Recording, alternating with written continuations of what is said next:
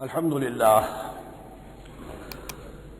للہ وکفى والصلاة والسلام على عباده الذین اصطفى خصوصا على افضلهم وخاتم النبیین محمد الامین وعلى آلہ وصحبہ اجمعین اما بعد فقد قال اللہ تبارک وتعالی كما ورد في سورة البقرہ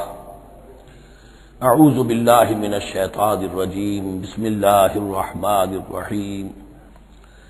الحج اشہر معلومات فمن فرض فیہن الحج فلا رفث ولا فسوق ولا جدال فی الحج وما تفعلوا من خیر یعلمہ اللہ وتزودوا فإن خیر الزاد التقوی واتقون یا اولی الالباب صدق اللہ العظیم۔ پچھلے رکوع سے مناسک حج کا تذکرہ شروع ہو چکا تھا، اور اس کے ضمن میں خاص طور پر یہ کہ اگر کوئی حج کا احرام باندھ کر یا عمرے کا احرام باندھ کر سفر شروع کر دے اور کہیں درمیان میں ایسی رکاوٹ پیش آ جائے کہ اسے احرام کھولنا پڑے بغیر عمرہ کیے اور بغیر حج کیے، تو اس صورت میں کیا قواعد و ضوابط ہیں۔ اب جو یہ رکوع ہے 25واں، اس میں حج کا اصل فلسفہ، اس کی اصل حکمت، اس کی اصل روح کا بیان ہے۔ الحج اشہر معلومات، حج کے مہینے ہیں جو معلوم ہیں، یعنی جو بھی پہلے سے عرب میں رواج چلا آ رہا تھا اس کی توثیق ہو گئی کہ واقعتاً یہ اللہ تعالیٰ ہی کی طرف سے۔ تو حج کے جہاں تک ٹائمنگ کا تعلق ہے، مواقیت کا تعلق ہے، وہ گویا کہ اللہ تعالیٰ کی طرف سے توثیق فرما دی گئی۔ فمن فرض فیہن الحج، تو جو کوئی بھی اپنے اوپر لازم کر لے ان مہینوں میں حج کو، لازم کر لے سے مراد نیت پختہ کر لے، اور نیت پختہ کرنے کی علامت احرام باندھ لے۔ فمن فرض فیہن الحج، تو حج کے لیے جو اپنے اوپر لازم کر لے، فلا رفث ولا فسوق ولا جدال فی الحج، تو احرام کی حالت میں یہاں لفظ حج آیا ہے، ان میں سے پہلی قید جو ہے فلا رفث، تو کوئی شہوت کی بات نہیں ہونی چاہیے۔ میاں بیوی بھی ساتھ حج کر رہے ہیں تو احرام کی حالت میں وہی قید ہے کہ جو اعتکاف کی حالت میں ہے۔ باقی یہ کہ فسوق اور جدال، اللہ کی نافرمانی یا باہم جھگڑنا، اس لیے کہ بہت بڑی تعداد میں لوگوں کا اجتماع ہوتا ہے، سفر میں بھی لوگ ساتھ ہوتے ہیں، تو لوگوں کے غصوں کے پارے جلدی چڑھ جاتے ہیں، اس میں خاص طور پر روکا گیا کہ یہ ہے کہ اس میں امن ہو اور سکون ہو۔ اور آج بھی واقعہ یہ ہے کہ دنیا میں معجزات میں سے ہے یہ، اتنی بڑی تعداد میں لوگوں کا جمع ہونا، اور وہاں امن رہتا ہے، وہاں وہ جنگ و جدال اور جھگڑا اور فساد وغیرہ قطع نظر نہیں آتا۔ یا تو یہ کہ پچھلے دنوں میں کچھ سیاسی اعتبار سے کوئی مہمیں اٹھائی گئی ہیں، یا یہ کہ کچھ چور اچکوں نے بھی جانا شروع کر دیا ہے وہاں پر، لیکن جھگڑا اور جو گالم گلوچ کی نوبت ہم نے اپنے آنکھوں سے نہیں دیکھی، پچھلے 5-6 مرتبہ حج کی سعادت حاصل ہوئی ہے۔ فلا رفث ولا فسوق ولا جدال فی الحج وما تفعلوا من خیر یعلمہ اللہ، اور جو خیر بھی تم اس کے دوران کرو گے اللہ کے وہ علم میں ہوگا۔ نوافل پڑھ رہے ہو، اضافی طواف کر رہے ہو، کوئی اور بھی جو کام کر رہے ہو، تو اس میں کسی اور کو دکھانے کی ضرورت نہیں ہے، اپنے خاموشی کے ساتھ انسان وہ اپنی جو بھی نیکی مزید کما سکے کمائے، جو بھی مناسک حج ہیں ان پر مستزاد۔ وَتَزَوَّدُوا فَإِنَّ خَيْرَ الزَّادِ التَّقْوَىٰ، اور سفر کے لیے زاد راہ ساتھ لے لیا کرو، اور بہترین زاد راہ تقویٰ ہے۔ اب اس آیت کے 2 معنی لیے گئے ہیں، ایک تو یہ کہ بہترین زاد راہ تقویٰ ہے، یعنی سفر میں آپ نے زاد راہ خرچ کی شکل میں تو لے لیا، تقویٰ ہے نہیں، تو پھر کیا ہوگا؟ وہ تو صرف پیسہ خرچ کرنے کے لیے اچھا احرام لے لیں گے، اچھی جگہ لے لیں گے قیام کی، تو تقویٰ اگر نہیں ہے تو حج تو حج ہی نہیں ہوگا۔ لیکن اس کا ایک دوسرا مفہوم جو ہے وہ بھی بہت اہم ہے کہ اگر انسان خود اپنا زاد راہ ساتھ نہ لے تو پھر وہاں مانگنا پڑتا ہے، تو تقویٰ سے مراد یہاں ہے سوال سے بچنا۔ بہتر یہ ہے کہ زاد راہ لے کر چلو، اور یہ کہ اس کے لیے تمہیں کسی کے سامنے سائل نہ بننا پڑے۔ اگر تم صاحب استطاعت نہیں ہو تو حج تم پر فرض ہی نہیں، خام خواہ کو ایک شے جو تم پر فرض نہیں ہے اس کے لیے وہاں جا کر بھیک مانگنا، یا یہاں سے بھیک مانگ کر یا چندہ لے کر جانا، یہ تو قطعاً غلط حرکت ہے۔ وَتَزَوَّدُوا فَإِنَّ خَيْرَ الزَّادِ التَّقْوَىٰ وَاتَّقُونِ یَا أُولِي الْأَلْبَابِ، اور یقیناً میرا ہی تقویٰ کرو، مجھ ہی سے ڈرو اے ہوش مندو۔ لیس علیکم جناح ان تبتغوا فضلا من ربکم، اس میں تم پر کوئی حرج نہیں ہے، کوئی گناہ نہیں ہے کہ تم حج کے سفر کے دوران اپنے رب کا فضل بھی تلاش کرو۔ آدمی ہندوستان سے پاکستان سے جا رہا ہے، اسے ایسی اجناس لے جائے تجارت کے لیے جو وہاں پر بیچ کر کچھ نفع حاصل کر لے، تو یہ تقویٰ کے منافی نہیں ہے۔ اگر وہاں پر کوئی کاروبار کر سکو کرو۔ فَإِذَا أَفَضْتُم مِّنْ عَرَفَاتٍ، تو پھر جب تم عرفات سے واپس لوٹو، اس لیے کہ اصل حج جو ہے وہ عرفہ ہے، الحج العرفہ۔ حج کے بقیہ تمام مناسک رہ جائیں، صرف عرفہ میں شمولیت ہو جائے، قیام عرفہ میں تو حج ہو گیا، باقی جو چیزیں رہ گئی ہیں اس کا جو بھی اس کا کفارہ ہے، اس کا جو دم دینا ہے وہ دے دیا جائے، لیکن عرفہ سے اگر آدمی رہ گیا عرفات کے قیام سے تو پھر حج نہیں ہوا۔ اب یہاں سے جب لوٹتے ہو تو فاذکروا اللہ عند المشعر الحرام، یہ ٹائم ٹیبل نوٹ کر لیجئے کہ اصل میں 8 کی شام کو مکے سے نکلتے ہیں 8 ذی الحج کو، اور رات مینا میں گزارتے ہیں۔ پھر 9 کا دن ہے اصل یوم عرفہ، 9 ذی الحج، صبح کو نکلتے ہیں، قافلے چلتے ہیں اور کہیں دوپہر تک، اور دوپہر سے بھی ہو سکتا ہے تاخیر ہو جائے، لیکن کوشش ہوتی ہے کہ ظہر سے پہلے پہنچ جایا جائے، لیکن ظہر اور عصر دونوں ملا کر پڑھ لی جائیں عرفات میں داخل ہونے سے پہلے۔ اس لیے جو مسجد ہے عرفات کے میدان سے ملحق وہ عرفے کے اندر شامل نہیں ہے، وہ اس کی حدود سے باہر ہے، تو اصلیے اس کا افضل یہی ہے کہ ظہر اور عصر ملا کر وہاں پڑھی جائیں، اور اس کے بعد سے غروب آفتاب تک قیام ہے، وہ عرفات کا قیام ہے، اس میں کوئی نماز نہیں، یعنی جو روایتی جو عبادت ہے اس کے سب دروازے بند۔ اب تو اگر دعا کی آپ کے اندر ایک روح پیدا ہو چکی ہے، اپنے رب سے ہم کلام ہو سکتے ہیں، اور آپ کو حلاوت مناجات حاصل ہو گئی ہے تو دعا مانگتے رہیے، بس یہی ہے دعا۔ قیام عرفہ جو ہے کھڑے ہو کر بیٹھے ہوئے جس طرح بھی ہو اللہ سے مناجات کرو، یا پھر یہ کہ اگر اس میں کبھی ہو جائے کسی وجہ سے تو آدمی تلاوت کرے، لیکن یہ کہ عام نماز نہیں۔ فَإِذَا أَفَضْتُم مِّنْ عَرَفَاتٍ فَاذْكُرُوا اللَّهَ عِندَ الْمَشْعَرِ الْحَرَامِ، یہ مزدلفہ کا قیام ہے، 9 کی شام کو مغرب کی نماز کا وقت ہو چکنے کے بعد وہاں سے روانگی ہے، لیکن وہاں مغرب کی نماز پڑھنے کی اجازت نہیں ہے۔ اب جاؤ اور مغرب اور عشاء دونوں جمع کرو آپ اس میں مشعر حرام یعنی مزدلفہ میں۔ وَاذْكُرُوهُ كَمَا هَدَاكُمْ، اور یاد کرو اسے، ذکر کرو جیسے کہ تمہیں اس نے ہدایت دی ہے۔ اس سے مراد ہے کہ جو کچھ اللہ کے رسول نے تمہیں سکھایا ہے، ذکر کے جو طور طریقے ہیں، اس کے لیے جو بھی طریقے ہیں وہ اللہ نے ہدایت دی اپنے رسول کے ذریعے۔ وَإِن كُنتُم مِّن قَبْلِهِ لَمِنَ الضَّالِّينَ، اور یقیناً اس سے پہلے تو تم گمراہ لوگوں میں سے تھے، تمہیں معلوم نہیں تھا، حج کی شکل باقی رہ گئی تھی، اس کی روح ختم ہو گئی تھی، اس کے مناسک میں بھی تم نے رد و بدل کر دیا تھا، وہ آگے آ رہا ہے۔ ثم افیضوا من حیث افاض الناس، پھر پلٹو وہیں سے جہاں سے کہ سب لوگ پلٹتے ہیں۔ قریش نے یہ کہا تھا کہ ہماری خاص حیثیت ہے کہ ہم تو منا ہی میں مقیم رہیں گے، باہر سے آنے والے لوگ عرفات جائیں اور عرفات سے پھر واپس لوٹیں، یہ سارے مناسک ہمارے لیے نہیں ہیں، ہم تو مکے والے ہیں اور ہماری شان یہ ہے کہ ہم عرفات نہیں جائیں گے، منا ہی میں قیام رہے گا۔ یہاں بتایا گیا کہ یہ تم نے غلط بات ایجاد کر لی ہے، ثم افیضوا من حیث افاض الناس، جہاں سے سب لوگ لوٹتے ہیں یعنی میدان عرفہ سے، وہیں سے لوٹیں۔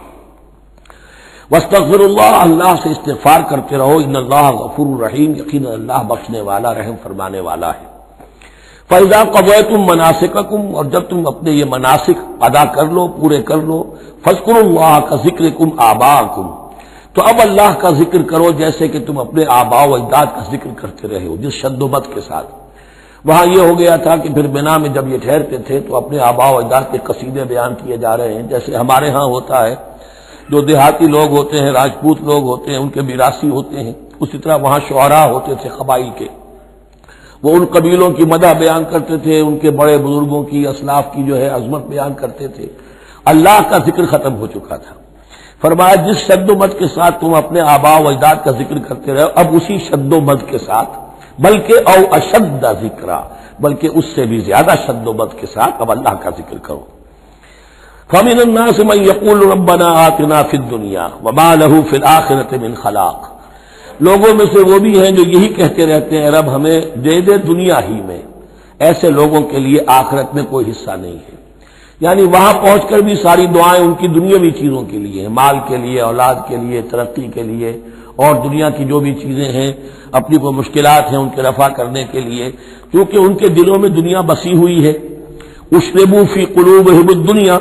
ان کے دلوں میں جیسے بنی اسرائیل کے دلوں میں بچڑے کا تقدس ملا دیا گیا تھا اور محبت، اسی طرح ہمارے دلوں میں دنیا کی محبت ہے، تو وہاں جا کر بھی دنیا ہی کی دعائیں ہیں۔ فَمِنَ النَّاسِ مَن يَقُولُ رَبَّنَا آتِنَا فِي الدُّنْيَا وَمَا لَهُ فِي الْآخِرَةِ مِنْ خَلَاقٍ، ظاہر بات ہے ایسے لوگوں کے لیے پھر آخرت میں کوئی حصہ نہیں ہے۔ وَمِنْهُم مَن يَقُولُ، اور ان میں سے وہ بھی ہے جو یہ کہتے ہیں ربنا آتنا فی الدنیا حسنۃ وفی الآخرۃ حسنۃ وقنا عذاب النار، پروردگار ہمیں اس دنیا میں بھی خیر عطا فرما اور آخرت کا بھی خیر عطا فرما اور ہمیں بچا لے آگ کے عذاب سے۔ اب دنیا کا خیر جو ہے سب سے بڑا وہ ایمان ہے، ہدایت ہے۔ دنیا کا کوئی خیر نہیں ہے جب تک کہ اس کے ساتھ ہدایت اور ایمان نہ ہو، تو سب سے پہلے انسان ایمان طلب کرے، پھر اس کے ساتھ اللہ تعالیٰ دنیا میں کشادگی دے دے، رزق میں بھی کشائش دے دے تو ٹھیک ہے، کوئی بری بات نہیں، اچھی بات ہے، لیکن یہ کہ اصل شے کیا ہے؟ ایمان اور استقامت۔ اولئک لہم نصیب مما کسبوا، یہاں یہ لفظ بہت اہم ہے، ان کے لیے حصہ ہوگا اس میں سے جو انہوں نے کمایا۔ محض یہ دعا کرنے سے یہ دعا جو ہے یہ کافی نہیں ہو جائے گی۔ اول تو یہ نوٹ کر لیجئے یہی وہ دعا ہے جو رکن یمانی سے لے کر جو بھی ہر چکر ہوتا ہے اس کا طواف کا، تو رکن یمانی سے لے کر حجر اسود تک کا جو دورہ ہے، اس میں یہ دعا مانگی جاتی ہے، ربنا آتنا فی الدنیا حسنۃ وفی الآخرۃ حسنۃ وقنا عذاب النار۔ اولئک لہم نصیب مما کسبوا، ان کے لیے حصہ ہے اس میں سے جو انہوں نے کمایا۔ اچھا، اس میں سے جو انہوں نے کمایا، اس میں سے کہ وہ تو سارا ملنا چاہیے، لیکن بندے کو ڈرتا رہنا چاہیے کہ ممکن ہے اس میں سے کسی مسئلے میں میری نیت میں کوئی فساد آ گیا ہو، ممکن ہے اس میں سے میرے کسی عمل کے اندر کوئی کمی رہ گئی ہو، کوئی کوتاہی رہ گئی ہو، اس لیے یہ نہ سمجھ لے کہ جو بھی کچھ کیا ہے اس کا اجر لازماً ملے گا۔ مما کسبوا، جو انہوں نے کمایا ہے اس میں خلوص ہے، اس میں بے رعائی ہے، اس میں تمام جو بھی اس کے آداب اور شرائط ہیں ملحوظ رکھے گئے ہیں، تو ان کو ان کا حصہ ملے گا۔ واللہ سریع الحساب، اور اللہ تعالیٰ کو حساب چکانے میں دیر نہیں لگتی، بہت جلدی حساب کر لے گا۔ اب تو ہمارے سامنے نقشے موجود ہے، کمپیوٹر سے کتنی جلدی حساب ہو جاتا ہے، تو اللہ کے ہاں تو پتہ نہیں کیسا سپر کمپیوٹر ہوگا کہ اسے حساب نکالنے میں دیر نہیں لگے گی۔ وَاذْكُرُوا اللَّهَ فِي أَيَّامٍ مَّعْدُودَاتٍ، اور ذکر کرو اللہ کا گنتی کے چند دنوں میں۔ یہ لفظ یہاں پر پھر آ گیا ہے اس بات کی وضاحت کے لیے جو میں نے عرض کیا تھا کہ ابتدائی جو حکم تھا روزے کا، ایام معدودات، وہ 3 دن کے روزے تھے، اس لیے کہ یہاں بھی معدودات کا لفظ آیا ہے، فی ایام معدودات، اور سب کو معلوم ہے یہ 3 دن ہیں، 11ویں 12ویں 13ویں تاریخ جو ہے ذی الحج کی، کہ پھر یوم نحر کے بعد 3 دن یہاں پر قیام ہے، مبیت ہے، وہ 3 دن ہے ایام معدودات۔ فمن تعجل فی یومین، تو جو کوئی 2 دن ہی میں جلدی سے واپس آ جائے فلا اثم علیہ، یعنی 3 دن پورے نہیں کرتا، 2 دن ہی میں واپسی کو اختیار کر لیتا تو کوئی گناہ اس پر نہیں ہے۔ ومن تأخر، اور جو پیچھے رہے یعنی 3 دن کی مقدار پوری کر لے فلا اثم علیہ لمن اتقى، تو اس پر بھی کوئی گناہ نہیں، لیکن شرط ہے تقوی۔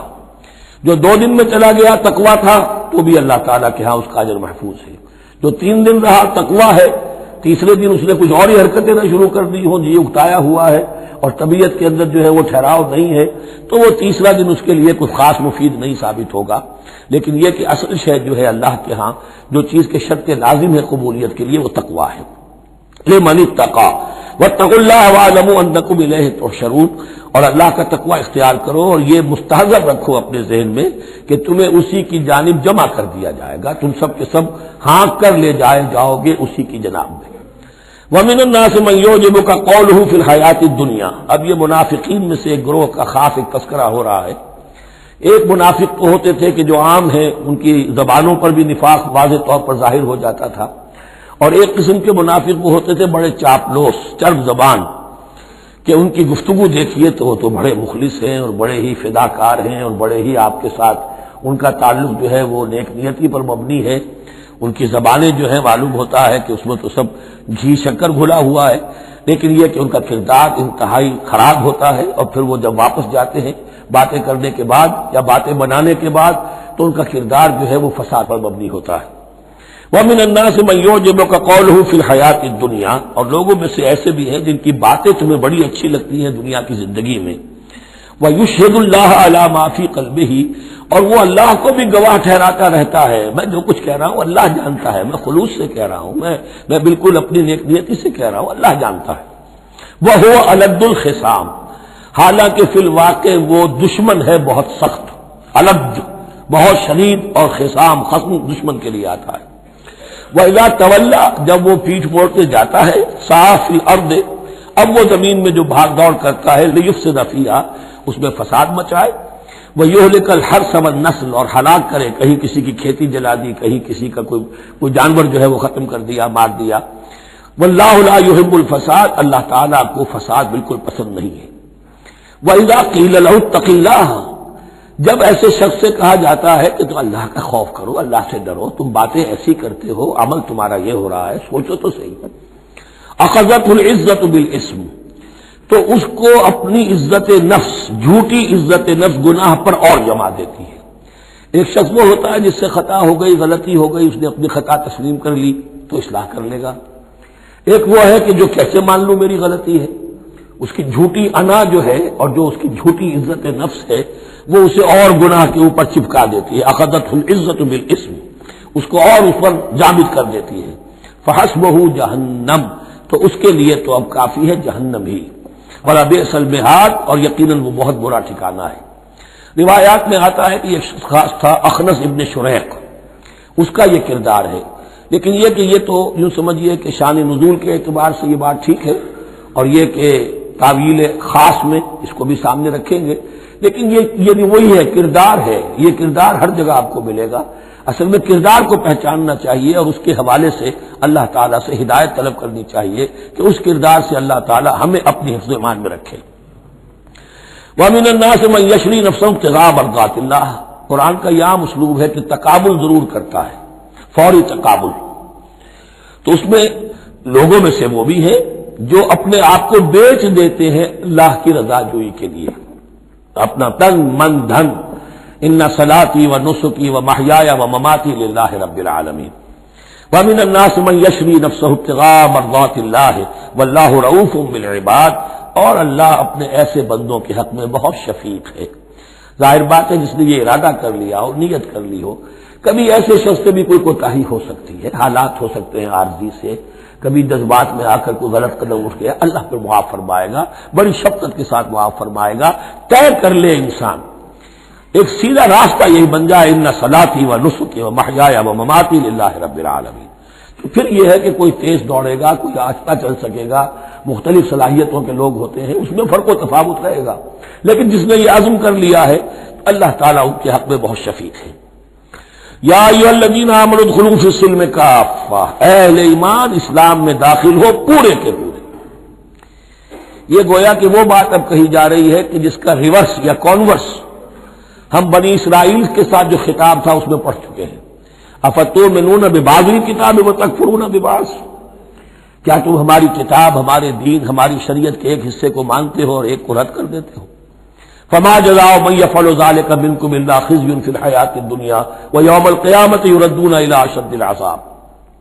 تو جو کوئی بھی تم میں سے یہ روش اختیار کرے گا اس کی کوئی سزا اس کے سوا نہیں ہے کہ دنیا میں ذلت اور خواری ان پر مسلط کر دی جائے اور قیامت کے دن شدید ترین عذاب میں جھونک دیے۔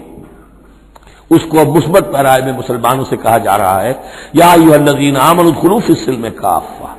ریزرویشنز کے ساتھ نہیں، ایکسیپشنز کے ساتھ نہیں۔ اللہ کی بندگی تو کرنی ہے، اس معاملے میں نہیں، اللہ کے حکم تو ماننا ہے لیکن یہ حکم نہیں میں مان سکتا، یہ ایک کی بھی نفی جو ہے وہ گویا کہ کل کی نفی ہو جائے گی۔ ادخلوا فی السلم کافہ، ٹیک اٹ اور لیو اٹ، یہ پیکج ڈیل ہے، اس میں جزوی بات نہیں ہو سکتی۔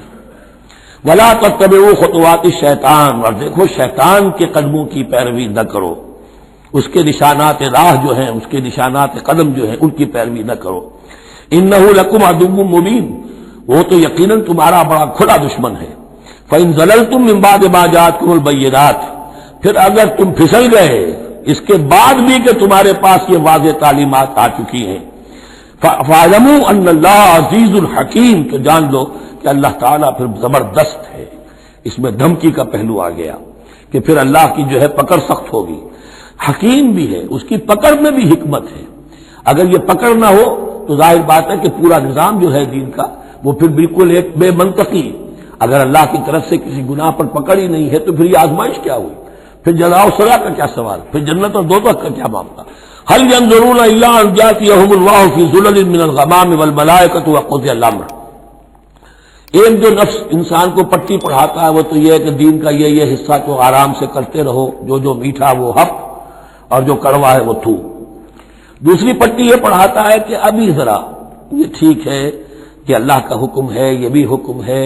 دین کا یہ بھی تقاضا ہے، ابھی ذرا ذمہ داریاں ہیں، ابھی ذرا بچوں کے معاملات ہیں، بچے برسر کار ہو جائیں، بچیوں کے ہاتھ پیلے ہو جائیں، میں ذرا ریٹائرمنٹ بھی لے لوں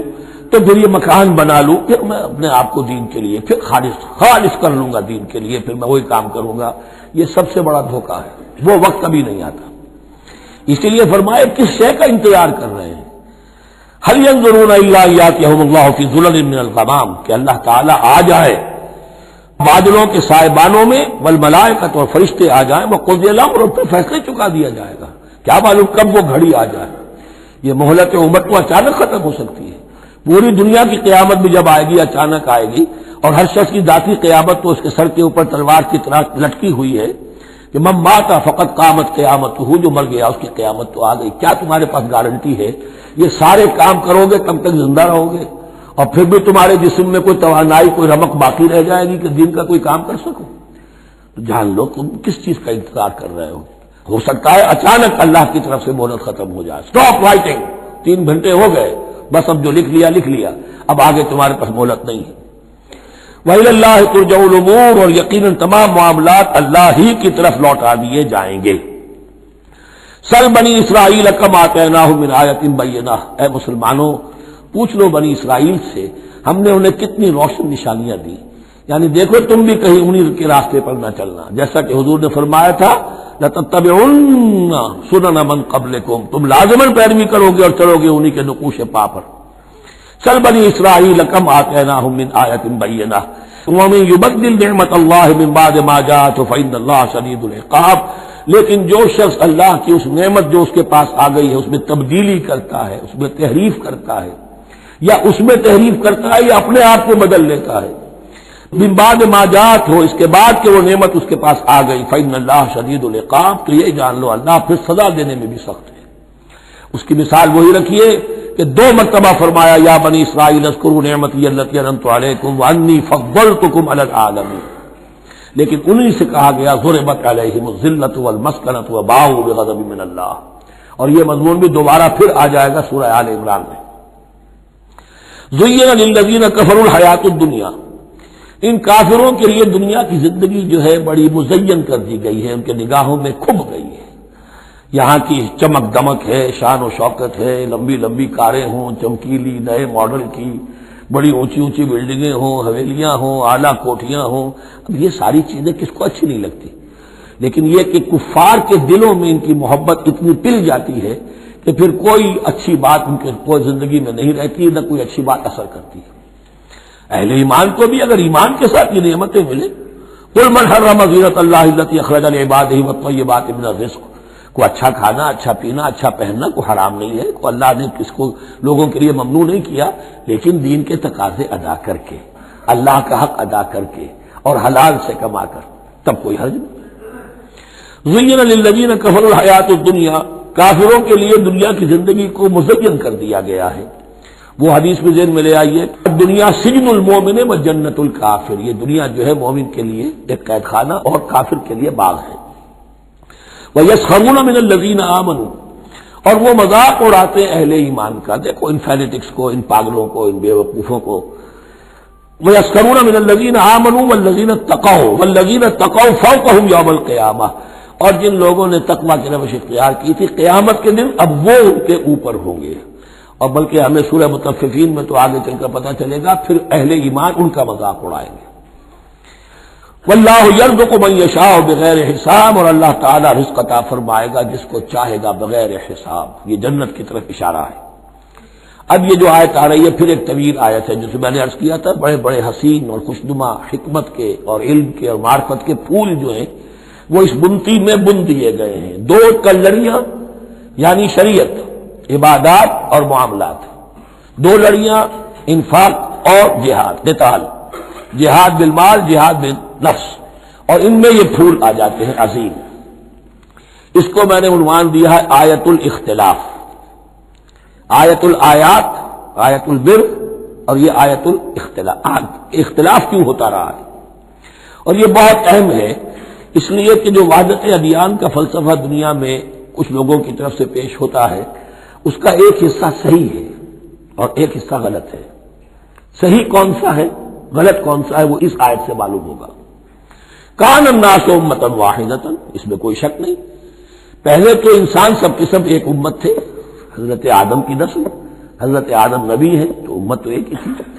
جب تک کہ ان کے اندر گمراہی پیدا نہیں ہوئی، اختلافات نہیں ہوئی، شیطان نے کچھ لوگوں کو نہیں ورگلایا، اس وقت تک تو کان الناس امۃ واحدہ، تمام انسان ایک ہی امت تھے۔ اب یہاں تو سمجھ لیجئے کہ یہاں اس کے بعد ایک حرف محذوف ہے، ثم اختلفوا، پھر ان میں اختلافات ہوئے، فساد پیدا ہوا، کچھ لوگوں نے گمراہی کی سرنوشت اختیار کر لی، ایک بیٹا اگر حابیل تھا تو دوسرا قابیل بھی تھا۔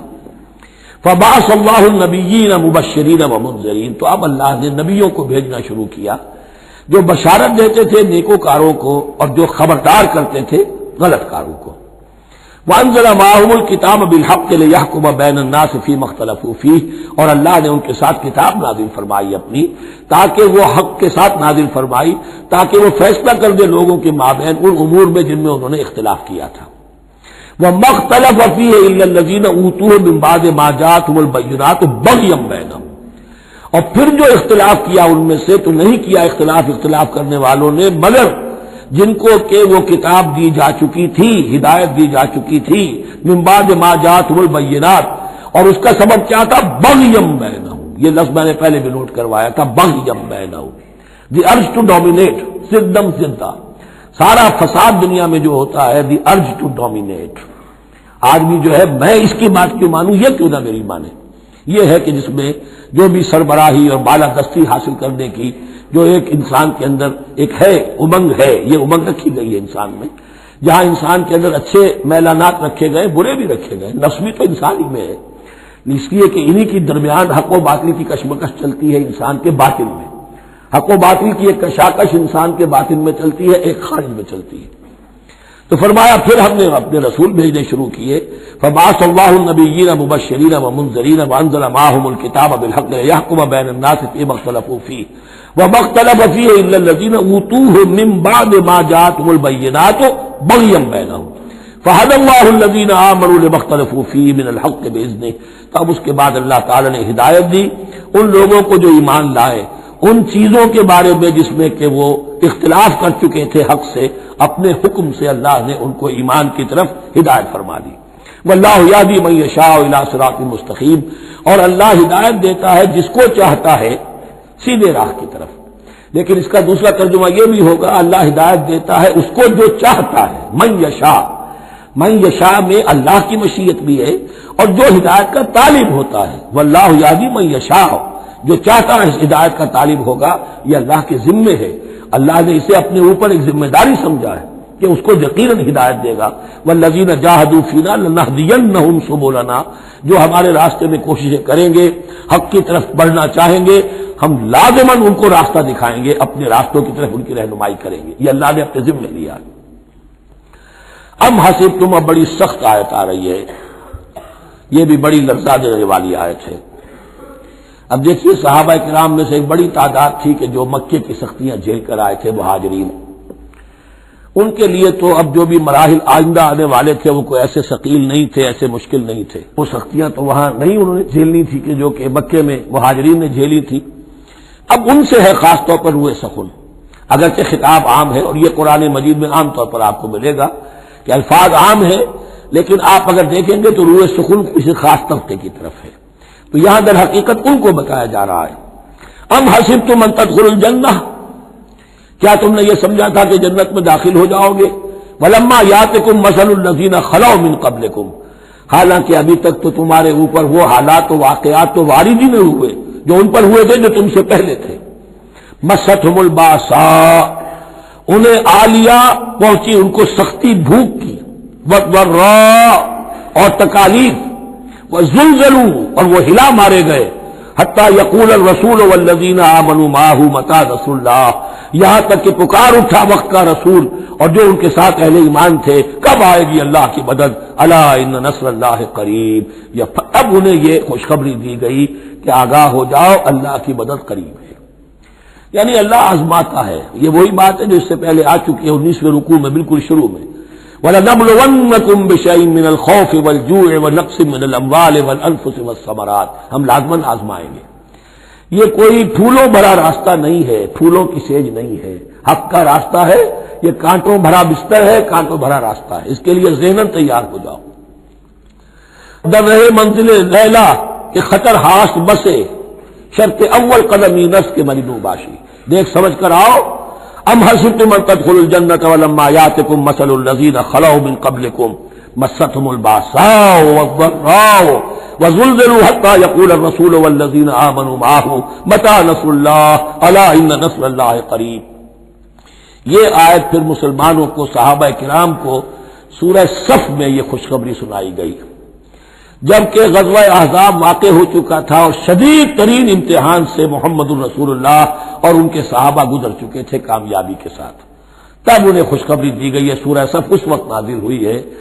وَأُخْرَىٰ تُحِبُّونَهَا نَصْرٌ مِّنَ اللَّهِ وَفَتْحٌ قَرِيبٌ۔ اب تمہارے لیے وہ خوشخبری ہے، اے نبی بشر المومنین، اپنے اہل ایمان ساتھیوں کو بشارت دے دیجئے کہ اب وہ وقت آ گیا ہے کہ اللہ کی نصرت کے دروازے کھلتے چلے جائیں گے۔ یسألونک ماذا ينفقون، یہ آپ سے پوچھ رہے ہیں کہ وہ کیا خرچ کریں، جو انفاق کے لیے کہا جا رہا ہے کیا خرچ کریں۔ تو انسان جو بھی بھلائی کے لیے خرچ نکالے اس میں سب سے پہلا حق کن کا ہے؟ قل ما انفقتم من خیر، کہہ دیجئے جو بھی تم خرچ کرو خیر میں سے، دولت میں سے، مال اسماد میں سے، فللوالدین، سب سے پہلا جو حق ہے وہ والدین کا ہے، والاقربین اور رشتہ داروں کا ہے، والیتامى اور یتیموں کا ہے، والمساکین اور محتاجوں کا ہے، وابن السبیل اور مسافر کا ہے، وما تفعلوا من خیر فإن اللہ بہ علیم، اور جو بھی خیر تم کماؤ گے، جو کام بھی اچھا کرو گے، جان لو وہ اللہ کے علم میں ہے۔ یہ ضرورت نہیں ہے کہ دنیا واقف ہو اس سے، تمہیں اگر اجر اللہ سے لینا ہے تو اللہ تو رات کے اندھیرے میں بھی دیکھ رہا ہے، اور تمہارے داہنے ہاتھ میں جو کچھ دیا ہے بائیں کو پتہ نہیں چلا تو اللہ کو تو پھر بھی پتہ چل گیا۔ اب یہ سخت آیت اور آ گئی، کتب علیکم القتال۔ اب میں نے کہا تھا نا کہ یہ لڑیاں جو ہیں چونکہ بٹی ہوئی ہیں تو ایک لال اور ایک پیلی اور ایک ہری اور ایک نیلی، تو یہ نظر آتی ہے ایک طرف سے کہ کٹے ہوئے ہیں رنگ، ان کو کھول دیں گے تو ہر لڑی مکمل ہو جائے گی، ایک گویا کہ تسلسل ہے۔ کتب علیکم القتال وہو کرہ لکم، مسلمانوں اب تم پر جنگ فرض کر دی گئی ہے اور وہ تمہیں گراں گزر رہی ہے۔ یہ مضمون اصل میں اس سے پہلے سورہ محمد نازل ہو چکی ہے اور اس میں قتال کی فرضیت آ چکی ہے، اس کا نام سورۃ القتال بھی ہے، لہذا اس کے حوالے سے کچھ لوگ جو ہے وہ پریشان ہو رہے تھے، اور میں نے آپ سے عرض کیا تھا منافقین بھی یہی کہتے تھے کہ بھائی صلح جوئی سے کام لو، بس دعوت و تبلیغ کے ذریعے سے لوگوں کو ٹھیک راستے پر لاؤ، یہ جنگ ونگ جو ہے، لڑائی بھڑائی،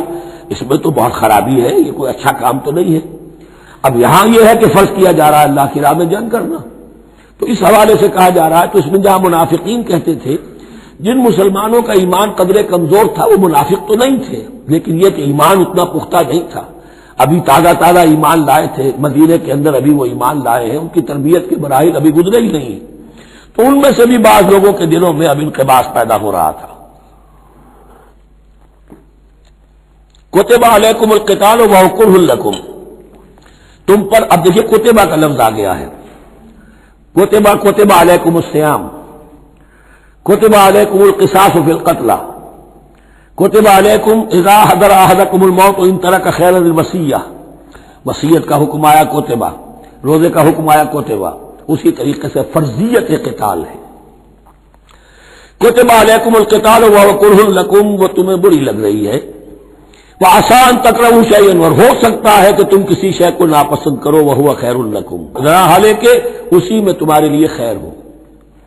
وعسیٰ ان تحبوا شیئا وہو شر لکم، اور ہو سکتا ہے کہ تم کسی چیز کو پسند کرو ذرا حالانکہ وہ تمہارے لیے شر ہو، واللہ یعلم وانتم لا تعلمون، اللہ جانتا ہے تم نہیں جانتے۔ تم اپنی عقل پر ایمان نہ رکھو، تم اللہ کی وحی پر ایمان رکھو، تم اللہ کے رسول پر ایمان رکھو، جس وقت کے لیے جو حکم موضوع تھا اس وقت وہ حکم تھا، کفو ایدیکم، 14 برس تک تمہیں قتال سے منع کیا گیا، اب فرض ہو رہا ہے قتال، اب تمہارے لیے لازم وقت کا جو ہے امر الحال کو پہچانو. واللہ یعلم وانتم لا تعلمون یسألونک عن الشہر الحرام قتال فیہ. اب جب جنگ کا حکم شروع ہو گیا تو اب وہ پوچھتے تھے کہ یہ جو مہینے حرمت والے ہیں، حج کا ہے، عمرے کا ہے، تو اس میں جنگ کرنا کیسا ہے؟ اس لیے کہ سیرت میں یہ واقعہ آتا ہے، وقت نہیں تفصیل سے میں بیان کر سکوں، کہ نخلا کی وادی میں ایک مقابلہ ایسا پیش آ گیا تھا کہ وہ رجب کا مہینے کا بھی دن تھا اور اس میں ہی کوئی قتال ہو گیا، مسلمانوں کے ہاتھوں ہوا یا مسلمانوں کے اوپر ایسی سچویشن ہو گئی کہ انہیں مجبوراً وہ کام کرنا پڑا. اس پر شور اٹھا دیا، دیکھو ان لوگوں کا کیا حال ہے، بنے پھرتے ہیں اللہ والے، رسول والے، دین والے، آخرت والے، اور ان کا حال یہ ہے کہ یہ حرمت والے مہینے کو انہوں نے بٹا لگا دیا، اس میں جنگ کی ہے. یہ اصل میں ان حضرات کی طرف سے گویا کہ اللہ تعالیٰ اپنے ان مومن بندوں کی طرف سے خود صفائی پیش کر رہے ہیں. یسألونک عن الشہر الحرام قتال فیہ، یہ پوچھتے ہیں آپ سے حرمت والے مہینوں میں قتال کا حکم. قل قتال فیہ کبیر، کہہ دیجیے ہاں حرمت والے مہینے میں جنگ کرنا بہت بڑی بات ہے، یعنی بہت بڑا گناہ ہے، لیکن وصد عن سبیل اللہ وکفر بہ والمسجد الحرام واخراج اہلہ منہ اکبر عند اللہ. یہ بھی تو دیکھو کہ جن لوگوں نے وہ جرم کیے ہیں کہ جنہوں نے اللہ کے راستے سے روک دیا، اللہ کا کفر کیا، مسجد حرام کے راستے روک دیے مسلمانوں کے لیے، اب یہ نہیں جا سکتے، بیت اللہ میں عبادت نہیں کر سکتے، اخراج اہلہ منہ، اس میں سے لوگوں کو نکلنے پر مجبور کر دیا مکے کے مسلمانوں کو، اکبر عند اللہ، گناہ تو وہ بھی ہے لیکن یہ کہیں بڑا گناہ ہے اللہ کے نزدیک. تو سینس آف پروپورشن ہونا چاہیے کہ کس چیز کے مقابلے میں کس شے کی برائی ہے. والفتنۃ اکبر من القتل، یہ پہلے بھی آ چکا ہے، والفتنۃ اشد من القتل، اب آیا والفتنۃ اکبر من القتل. فتنہ ہر وہ کیفیت ہے جس میں صاحب ایمان کے لیے ایمان پر قائم رہنا اور اسلام پر عمل کرنا مشکل ہو جائے. آج کا پورا معاشرہ فتنہ ہے، اسلام پر عمل کرنا مشکل ہے. بدماشی کے راستے کھلے ہوئے ہیں، حرام خوری کے راستے کھلے ہوئے ہیں، حلال عقل حلال دانتوں پسینہ آئے تو شاید نصیب ہو. شادی کے نکاح کے راستے بند کیے ہوئے ہیں، یہ شرطیں ہیں اور یہ شرطیں ہیں اور یہ شرطیں ہیں اور یہ ہے اور یہ چیزیں ظالمی ہیں، اور زنا کے راستے کھلے جائیے. جس معاشرے کے اندر جب غلبہ باطل کا ہوگا حق پر چلنا ممکن نہیں رہے گا. وہ جو باطل کا غلبہ ہے وہ سب سے بڑا فتنہ ہے. والفتنہ تو اکبر من القتل، فتنہ جو ہے بہت بڑی شے ہے قتل کے مقابلے میں. ولا یزالون یقاتلونکم حتی یردوکم عن دینکم ان استطاعوا، اور سن لو یہ لوگ تم سے جنگ کرتے رہیں گے یہاں تک کہ لوٹا دیں تمہیں اپنے دین سے، اگر وہ کر سکتے ہوں. وہ تو تلے ہوئے ہیں اس پر کہ تمہیں لوٹا کر لے جائیں گے اپنے دین سے. یہاں اشارہ ہو رہا ہے مشرکین مکہ کی طرف، کیونکہ اب یہ تمہید چل رہی ہے سورہ بقرہ کے اندر غزوہ بدر کے لیے. اب اس کے بعد غزوہ بدر ہونے والا ہے، اس کے لیے ذہنی تیاری. ولا یزالون یقاتلونکم حتی یردوکم عن دینکم ان استطاعوا، وہ تو اپنی سے کوشش کرتے رہیں گے کہ تمہیں تمہارے دین سے پھرا کر لوٹا کر واپس لے جائیں اگر ان میں طاقت ہے. ومن یرتد منکم عن دینہ، اور سن لو جو بھی کوئی تم میں سے پھر گیا، مرتد ہو گیا اپنے دین سے، فیمت، اور اسی حالت میں اس کی موت آ گئی، وہو کافر، کہ وہ کافر ہی تھا، فاولئک حبطت اعمالهم فی الدنیا والآخرہ، تو یہ وہ لوگ ہوں گے کہ جن کے تمام اعمال دنیا اور آخرت میں حبط ہو گئے. پہلے کتنے ہی نیکیاں کی ہوئی تھیں، کتنے ہی نمازیں پڑھی ہوئی تھیں، کتنا ہی جو ہے انفاق کیا تھا، صدقات دیے تھے، کچھ بھی کیا، سب کا سب زیرو ہو جائے گا. وَأُولَٰئِكَ أَصْحَابُ النَّارِ هُمْ فِيهَا خَالِدُونَ، اور وہ ہوں گے جہنم والے اور رہیں گے اس میں ہمیشہ ہمیشہ. ان الذين آمنوا والذين هاجروا وجاهدوا في سبيل الله اولئك يرجون رحمت اللہ واللہ غفور رحیم. یقیناً وہی لوگ جو ایمان لائے اور جنہوں نے ہجرت کی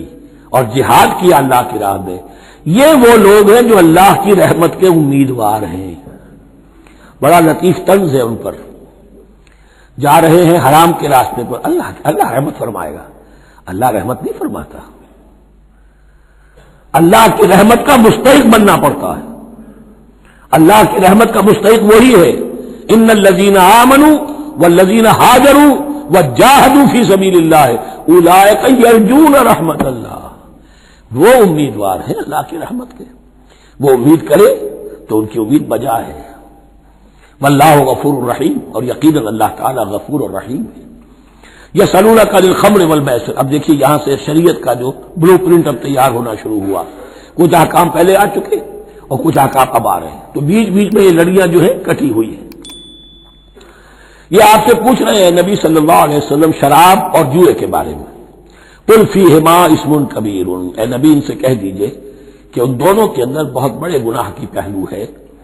ومنافع للناس، اور لوگوں کے لیے کوئی منفعتیں بھی ہیں، واسمہما اکبر من نفعہما، اور ان کا جو گناہ کا پہلو ہے وہ نفع کے پہلو سے بڑا ہے، بس یعنی اشارہ کر دیا کہ چھوڑ دو اس کو، اب تمہاری عقل سلیم کے حوالے معاملہ ہے، حقیقت تم پر کھول دی گئی، یہ ابتدائی حکم ہے لیکن حکم کے پیرائے میں نہیں، بس یہ ہے کہ کچھ فائدے بھی ہیں، وہ تو ہے میں سے غرض نشاط ہے کچھ روسیہ کو، ایک گونا بے خودی مجھے دن رات چاہیے، اور میں کدے کی راہ سے ہو کر گزر گیا ورنہ سفر حیات کا بے حد طویل تھا۔ یہ حکمت سمجھ لیجئے کہ جوئے میں اور میسر میں کیا چیز مشترک ہے کہ دونوں کو جمع کیا گیا۔ شراب میں بھی انسان حقائق سے اپنے آپ کو منقطع کرتا ہے اور محنت سے جی چراتا ہے،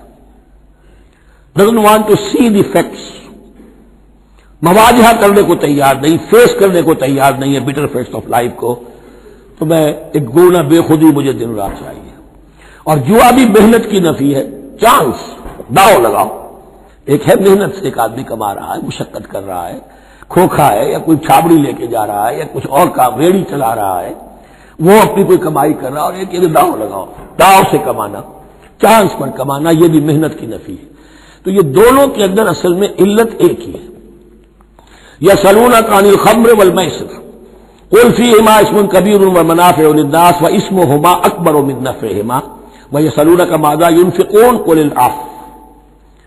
اور یہ پوچھتے ہیں کتنا خرچ کریں، انفقوا انفقوا انفقوا وانفقوا فی سبیل اللہ ولا تلقوا بایدیکم الی التہلکہ، یہ آیت پر کل پڑھ چکے ہیں، اپنے آپ کو اپنے ہاتھوں ہلاکت میں نہ جھونکو، کتنا خرچ کرے، کچھ ہمیں مقدار بھی بتا دی جائے۔ فرمایا قل العفو، جو بھی تمہاری ضرورت سے زائد ہے۔ اللہ یہ بھی نہیں کرتا کہ اپنی ضرورتوں کو بھی تم پیچھے ڈال دو، نہیں، ضرورتیں اپنی پوری کرو، پھر جو اب تمہارے پاس ہے، اب یہ سمجھیے کہ جو ایک کمیونسٹ فلسفی ہے اس میں بھی ایک اصطلاح سرپلس ویلیو، ایک سرپلس ویلیو یہ ہے عفو، جو تمہاری ضروریات سے زائد ہے، یہ سرپلس ویلیو ہے، یہ اللہ کی راہ میں دے دو۔ اس کو بچا کر رکھنا جو ہے اللہ پر آپ بے اعتمادی کا اظہار کر رہے ہیں کہ اللہ کل نہیں دے گا مجھے، میں بچا کے رکھوں۔ یسألونک ماذا ينفقون قل العفو، لیکن اس میں یہ ہے کہ ضرورتیں کتنی ہیں، کیا ہے، اس کا کوئی پیمانہ مقرر نہیں کیا۔ یہ ہے باطنی روح، جس کے اندر اللہ کی محبت اور آخرت کا ایمان بڑھتا جائے گا، وہ اتنا ہی اپنی بیلٹ ٹائٹ کرے گا، اپنی ضرورتیں کم کرے گا، اپنے معیار زندگی کو پست کرے گا، اور زیادہ سے زیادہ جو ہے وہ اللہ کی راہ میں دے گا۔ یہ اصول یہ ہے کہ ہر شخص یہ دیکھے کہ جو میری ضرورت سے زائد ہے اسے میں ریٹین نہ کروں، اسے میں دے۔ اس انفاق پر پورے 2 رکوع آگے آنے والے ہیں سورہ مبارکہ میں۔ کذالک یبین اللہ لکم الآیات لعلکم تتفکرون، اسی طرح اللہ تعالی اپنی آیات تمہارے لیے واضح کر رہا ہے تاکہ تم تفکر کرو، غور کرو، فی الدنیا والآخرہ، تمہارا یہ غور دنیا کے بارے میں بھی ہونا چاہیے، آخرت کے بارے میں۔ دنیا میں بھی اسلام رہبانیت نہیں سکھاتا، نہ کھاؤ نہ پیو، چلے کشی کرو، چلے جاؤ جنگلوں میں، نہیں، اسلام متمدن زندگی کی تعلیم دیتا ہے، گھر گھرستی ہے، شادی کرو، بیوی بچوں والے رہو، ان کے بھی حقوق کو ادا کرو، ان کا بھی پیٹ تمہیں پالنا ہے، تو تفکر فی الدنیا والآخرہ، آخرہ کے لیے، لیکن یہ کہ اس میں ریشیو پروپورشن رہنی چاہیے، دنیا کی کتنی قدر و قیمت ہے، آخرت کی کتنی قدر و قیمت ہے، اس کو جان لو، اسی کے حساب سے ایلوکیشن اگر نہیں ہے تو پھر یہ کہ سینس آف پروپورشن اگر غلط ہو گیا تو ظاہر بات ہے کہ پھر ہر چیز تلپٹ ہو جائے گی۔ ایک دوا کے نسخے میں کوئی چیز زائد تھی، کوئی کم تھی، آپ نے جو کم تھی اسے زیادہ کر دیا، جو زائد تھی کم کر دیا، تو اب ہو سکتا ہے کہ یہ نسخہ شفا نہ رہے، نسخہ ہلاکت بن جائے۔ وَيَسْأَلُونَكَ عَنِ الْيَتَامَىٰ، اور یہ آپ سے پوچھ رہے یتیموں کے بارے میں، قُلْ إِصْلَاحٌ لَهُمْ خَيْرٌ، اے نبی ان سے کہہ دیجئے ان کے لیے ان کی مصلحت کو پیش نظر رکھنا یہ ہے کہ جو بہتر ہے، نیکی ہے، بھلائی ہے۔ اصل میں سورہ بنی اسرائیل کی آیت جو ہے وہ لوگوں کے سامنے تھی، وَلَا تَقْرَبُوا مَالَ الْيَتِيمِ إِلَّا بِالَّتِي هِيَ أَحْسَنُ، مال یتیم کے قریب تک نہ پھٹکو، یعنی گڑبڑ کر لو گے اپنے اموال میں، اس میں سے یہ کہ ہو سکتا ہے کہ ان کا کوئی مال تمہارے پیٹ میں چلا جائے، ہانڈی مشترک ہے، اب اس میں ظاہر بات ہے یتیم نے بھی کھانا ہے، تم نے بھی کھانا ہے، اچھی اچھی بوٹیاں تم نے کھا لی ہیں اور یتیم کے لیے جو ہے خرچہ تو پورا ڈال دیا، لیکن یہ کہ اس کے لیے بیچارے کے لیے چھچرے چھوڑ دیے۔ تو یہ چیز روکنے کے لیے کہا گیا تھا مکی صورتوں میں وَلَا تَقْرَبُوا مَالَ الْيَتِيمِ إِلَّا بِالَّتِي أَحْسَنُ۔ اب صحابہ کے لیے تو یہ چیزیں ایسی تھیں کہ اشارہ ذرا سا ہو گیا اور انہوں نے اس پر عمل کیا، انہوں نے ہڈیاں علیحدہ کر دی تاکہ ان کا خرچہ بالکل علیحدہ رہے۔ اب اس میں تکلیف ہو رہی تھی، ایک گھر کے اندر ہی ایک یتیم ہے، اس کا خرچہ اس کے مال میں سے نکالا جا رہا ہے۔ فرمایا کہ یہ مقصد نہیں تھا، مقصد یہ تھا کہ تم ان کے مال ہڑپ نہ کر جاؤ۔ قل اصلاح لهم خیر، ان کے لیے اصلاح کرنا بھلائی کا ہے۔ وَإِن تُخَالِطُوهُمْ فَإِخْوَانُكُمْ،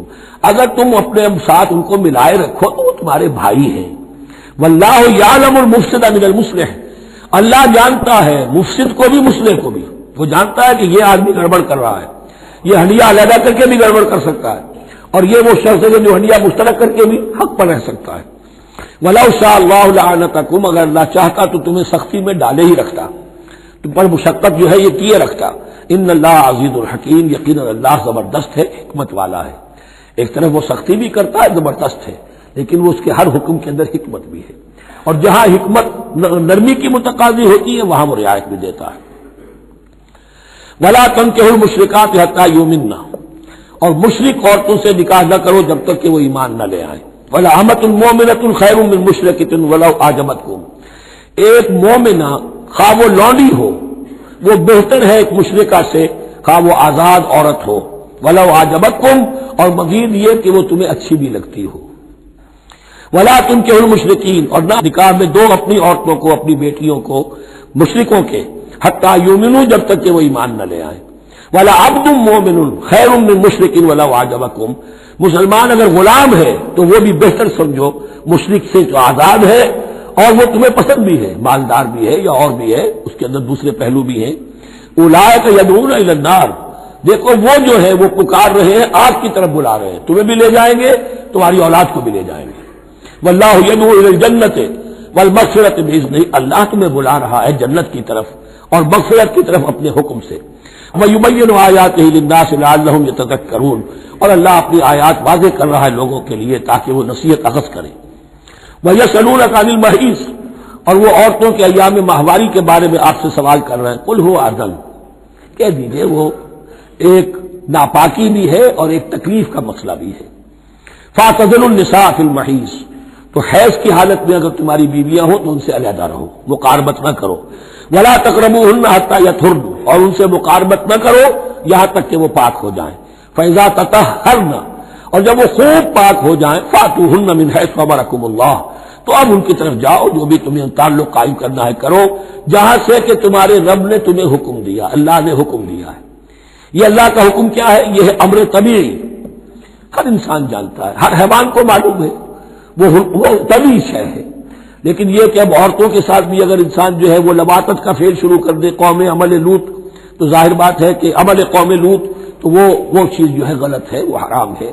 یہ تو اللہ تعالیٰ نے جو بھی تمہاری فطرت میں ڈالا ہے راستہ، وہ در حقیقت من حیث امرکم اللہ، ان اللہ یحب التوابین و یحب المتطہرین، یقیناً اللہ محبت کرتا ہے بہت توبہ کرنے والوں سے اور بہت پاک بازی اختیار کرنے والوں سے، ان ناپاک چیزوں سے دور رہنے میں۔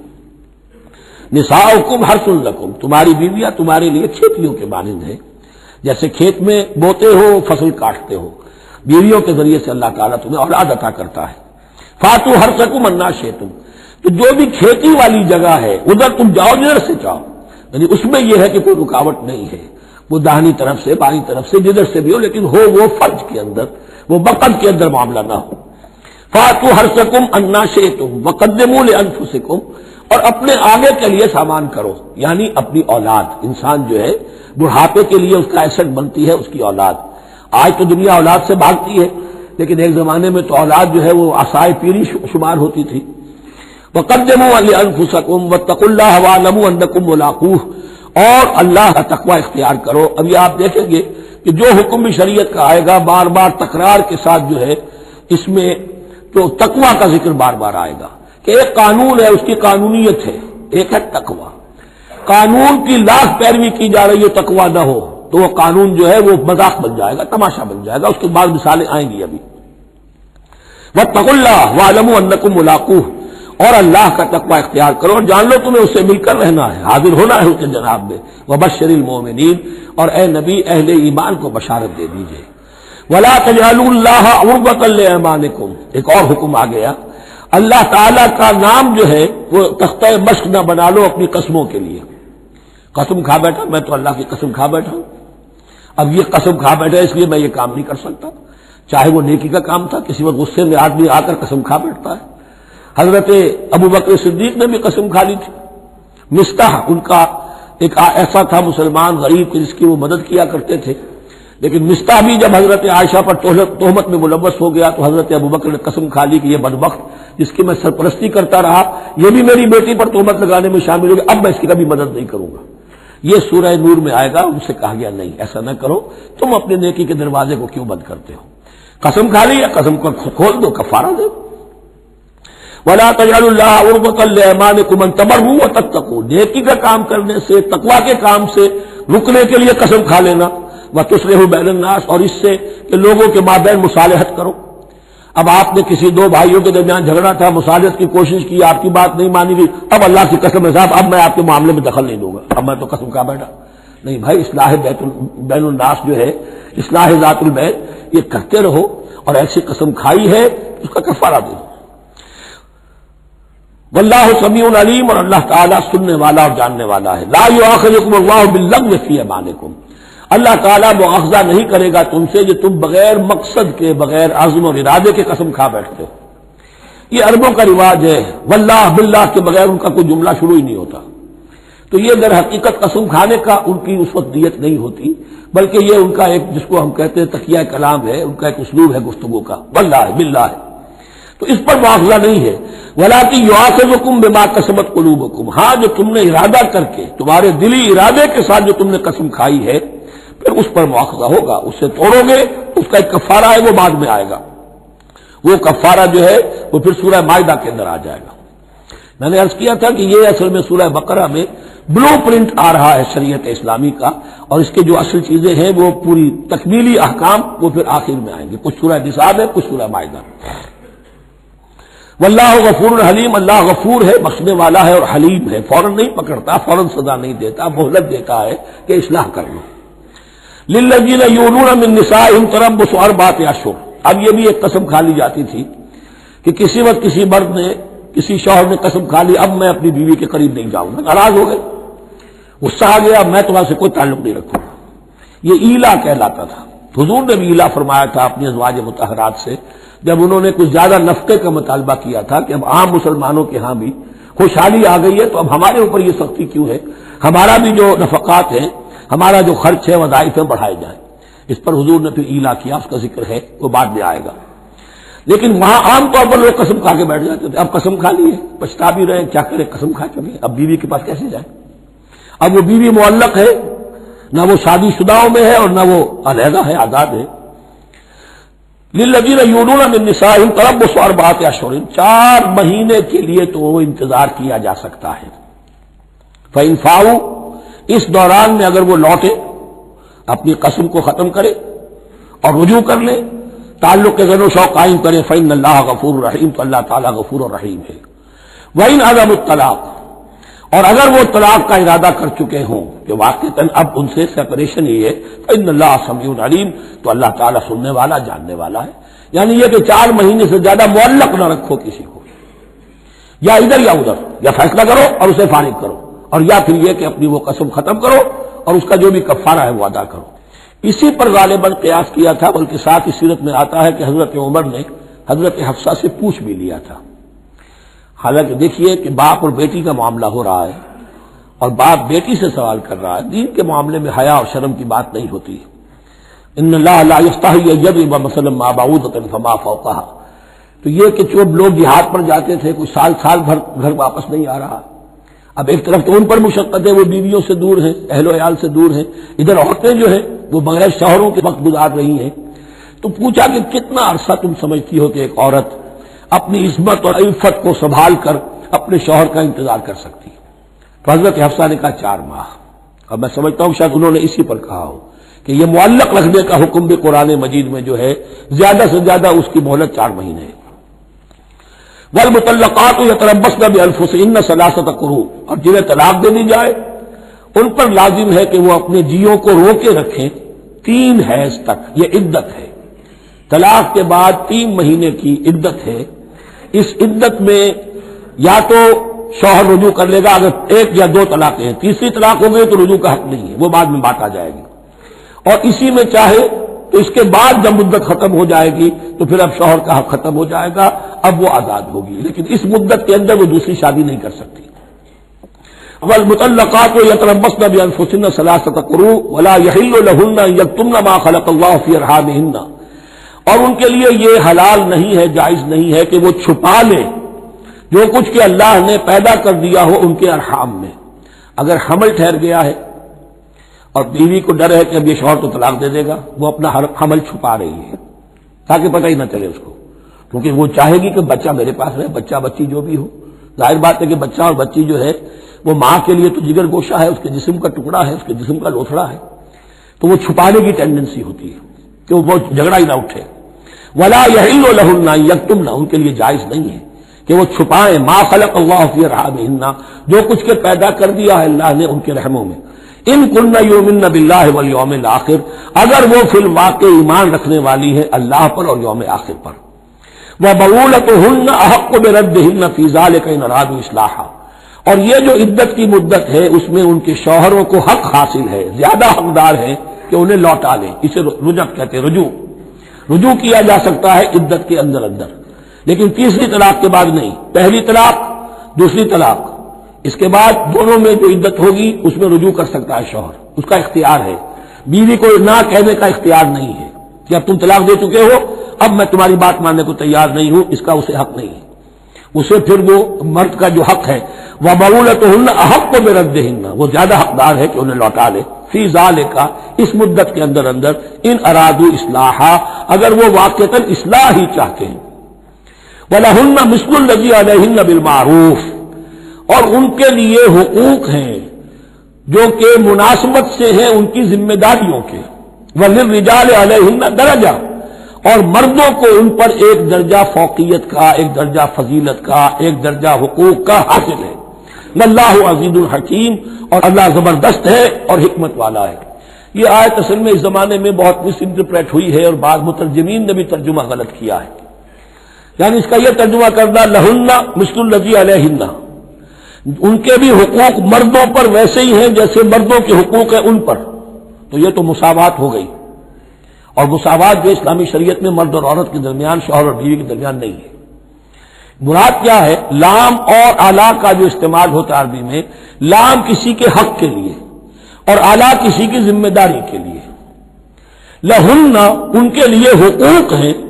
مثل الذی علیہن جیسے کہ ان پر ذمہ داریاں ہیں. اللہ تعالیٰ نے جیسے ذمہ داری مرد پر ڈالی ہے ویسے حقوق اس کو دیے ہیں. جیسی ذمہ داری عورت پر ڈالی ہے اس کی مناسبت سے کورسپونڈنگلی پروپورشنیٹ جو ہے اس کو بھی حق دے دیے ہیں. اور اس بات کو کھول دیا مساوات کہاں سے آئے گی جب کہہ دیا وَلِلرِّجَالِ عَلَيْهِنَّ دَرَجَةٌ، اور مردوں کو ان پر ایک درجہ حاصل ہے، فوقیت کا درجہ حاصل ہے. واللہ عزیز الحکیم. اب یہ تمہیں پسند ہو تب بھی اور ناپسند ہو تب بھی اللہ تعالی عزیز ہے، حکیم ہے، وہ سب کچھ جاننے والا ہے اور وہ زبردست ہے، جو چاہے حکم دے، اور حکیم ہے، حکمت والا ہے، اس کا حکم حکمت پر مبنی ہے. بارک اللہ لی ولکم فی القرآن العظیم ونفعنی وإیاکم بالآیات والذکر الحکیم.